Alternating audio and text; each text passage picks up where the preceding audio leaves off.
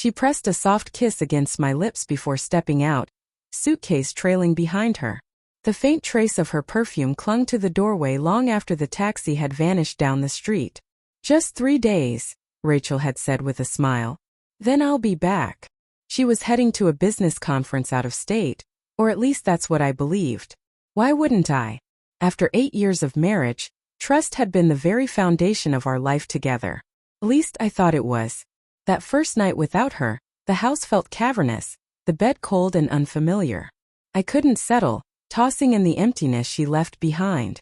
Restless, I picked up my phone, needing the comfort of her voice. She didn't answer. Hours later, she finally returned my call, speaking lightly, almost too casually. "Sorry, dinner ran late with the clients. I'll call you tomorrow, okay?" She was laughing softly as she spoke, but what unsettled me was the noise in the background. A band playing, people laughing, voices overlapping. Not the quiet hum of a hotel room she had described. I convinced myself I was imagining things. The second night, a text came in close to 1 in the morning. "Miss you. Busy here. Good night, Red Art." The words looked neat, deliberate, too careful. Not the kind of raw affection I was used to. It felt staged, like something written for appearance's sake. My chest tightened. Against my better judgment, I opened her social media. Everything was spotless, as if she had gone out of her way to leave no trace. But then I stumbled upon a coworker's story. Just a blurry photo snapped in the bar of her supposed hotel. And there she was, Rachel, caught mid-laugh, her hand resting comfortably on the arm of a man I had never seen before. When she came home, rolling her suitcase over the threshold, she greeted me with the same smile, polished and practiced. "Miss me?" she asked playfully. I brushed a kiss against her cheek, but my lips felt cold, my heart beating hard against my ribs. I said, "Of course." But inside my stomach churned with dread. Over the following week, I paid attention to the details I once overlooked. The phone lighting up with late-night messages, the hushed conversations taken in another room, sudden errands that couldn't wait. The more I watched, the more the truth revealed itself. Still, I needed to see it with my own eyes. That Saturday, when she told me she was meeting a friend, I quietly followed her. She drove downtown and parked near a small, stylish hotel.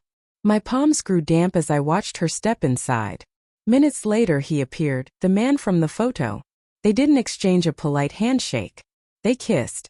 My chest hollowed out, my legs unsteady, and I stumbled backward as the scene unfolded. Everything blurred, the hotel lights, the cars passing, the sound of my own breathing. My wife, the woman I had built my life around, was with someone else. I didn't confront them.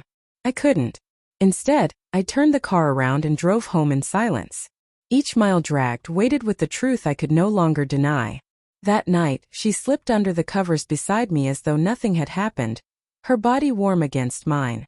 I stared at the ceiling, suffocated by the words I wasn't saying. Finally, I forced them out, my voice ragged. "Rachel, are you happy?" She froze. For a moment, the only sound was her breath catching in her throat. Then in a whisper she admitted, "I don't know."